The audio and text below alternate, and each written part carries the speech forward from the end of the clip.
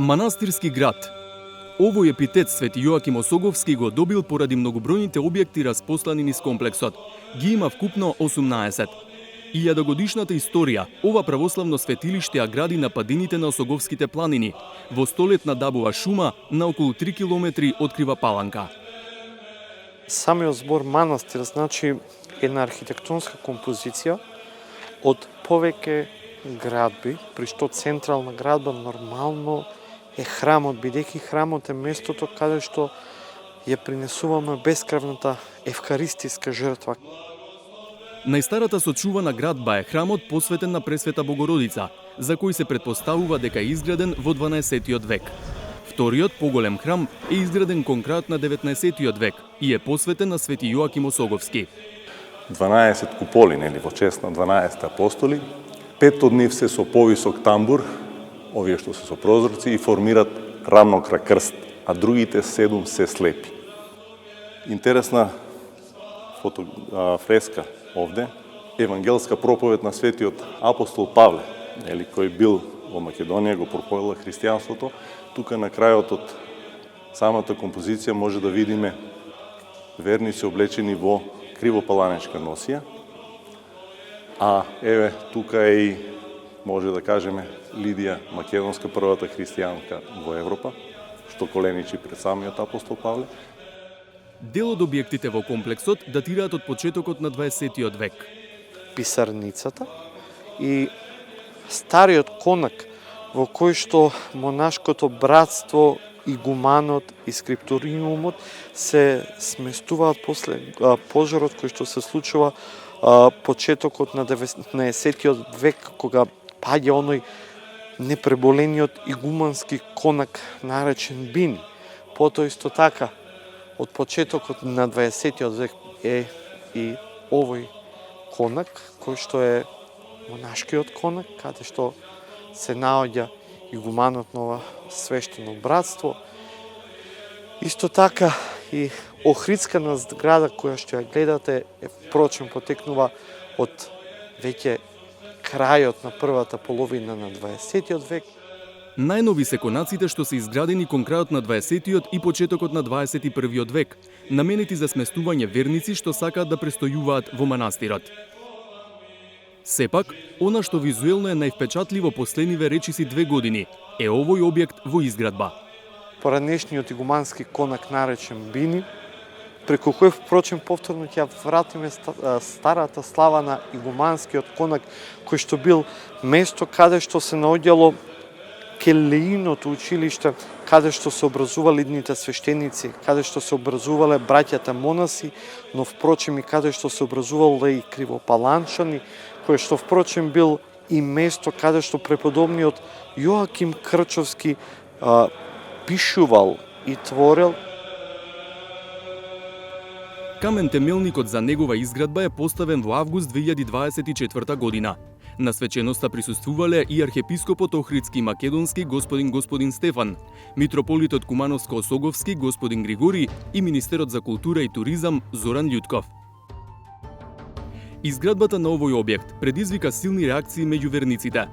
Која ќе биде намената? Дали ја нарушува архитектонската целина на комплексот и духовноста на местото? Утринава не можев да поверувам на сопствените очи. Мислев дека е AI, но не, вистина било. Се гради зграда, веројатно хотел, во еден од најстарите историски манастирски комплекси во Македонија, Свети Јоаким Осоговски во Крива Паланка. Предметниот конак габаритно сигурно е 10 пати помал, со поинаква архитектура, но во никој случај со катност, приземје и 5 ката. Во никој случај не станува збор за хотел, туку возобновување на некогашниот стар конак, така наречен Бини, што било пожарен во минатото. Па додека 1000-годишната историја се соочува со предизвиците на 21-виот век, овој комплекс станува и центар на една поинаква дебата. Помеѓу тишината на двете цркви и звукот на градежните машини, се отвора прашањето каде завршува духовната обнова, а каде започнува менувањето на автентичниот лик на светилиштето. Јордан Михајловски е автор на 3 монографии за манастирот, а сега прибира материјал за 4-та. Со него го посетивме чардакот на објектот што е наречен Стар конак. се наоѓаме пред една печатлива слика на сликарот Јован Шумковски, работена 1986 година за некои нарачатели, за душевно спасение. Како што гледате на оваа слика, се гледат двата црковни објекти, меѓутоа оно што е значајно. Се гледа големиот коношки комплекс Бини, изгорен во 1911 година. Михайловски смета дека сегашните генерации се должни да го возобноват конакот. Нормално е дека градбата ќе претрпи соодветни архитектонски измени, сепак ние се наоѓаме во 21 век. Меѓутоа, основата ќе биде бондрушна. Сето оно што ќе биде фасада ќе личи на стара кривопаланска куќа и ќе има таа архитектонска линија од 19 век. Еве, од овде има убав поглед на целиот комплекс. Тој вели дека придружните објекти се архитектонски ансамбл, кој ниже хармоничен бисер од објекти околу јадрото, двете манастирски цркви. Објаснува дека новиот конак воопшто нема да биде хотел, ниту поинаков сместувачки капацитет. После првиот кат, тој што го гледаме, ја го викам први, а оно, ќе биде тука за добронамерници, библиотеката ќе биде над него, музеот галерија исто така, горе, а горе ќе биде црквата, околу 50 квадрати на Свети Јоаким Крчовски. Тоа би била трета црква во манастирскиот комплекс. Свети Јоаким Крчовски живеел и творел во 18 и 19 век. За светител е канонизиран во мај 2022 година. Неговите мошти сега се сместени во манастирскиот храм, каде се и моштите на Свети Јоаким Осоговски. Пред светите мошти на преподобните оци Јоаким Осоговски и Јоаким Крчовски доаѓаат голем број на верници, кои што често пати доаѓаат да се поклонат, да заплачат и да побараат од Бога помош за искушенијата и за проблемите во кои што се наоѓаат. Според игуменот на манастирот, отец Фотиј, во црквата што е планирано да се изгради на врвот на новиот конак, ќе се префрлат моштите на Свети Јоаким Крчовски и тоа ќе биде негово светилиште. За него контроверзиите што се појавија се неоправдани, бидејќи проектот го гледа како суштинска обнова на историското јадро на комплексот.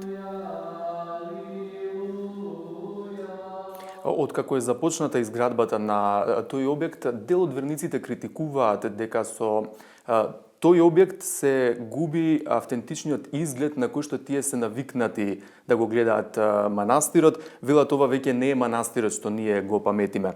Па кажете ми, каде ја гледате границата меѓу развојот на манастирот, на еден манастир, и губењето на автентичната атмосфера на манастирот, која што ја бараат верниците? Мир, тишина, молитва и така натаму. Каде е таа граница? Секако дека кога ќе прашате каде е границата или каква е потребата или дали верникот го памети манастирот онаков каков што бил, нели цело време зборуваме за она што било и што е срушено. Ние имаме фотографии и вие сигурно дека ќе ги снимите тие фотографии. Имаме и насликани од ликовната колонија фотографии каде што се гледа предходниот стариот конак кој бил, за кого зборуваме, а тој е конакот Бини, каде што живеел светиот Јоаким Крчовски. И сега се поставува прашањето дали воопшто светиот Јоаким Крчовски треба да го испочитуваме и да го изложиме и да го поставиме на поклонување во Светата Црква, дали воопшто да се сеќаваме на она што било и што било толку многу важно за македонската историја, за која што цело време зборуваме на ова интервју, дали воопшто треба да го возобновиме она што некогаш било и што го познаваме во историјата, го гледаме на фотографиите, на црно-белите фотографии.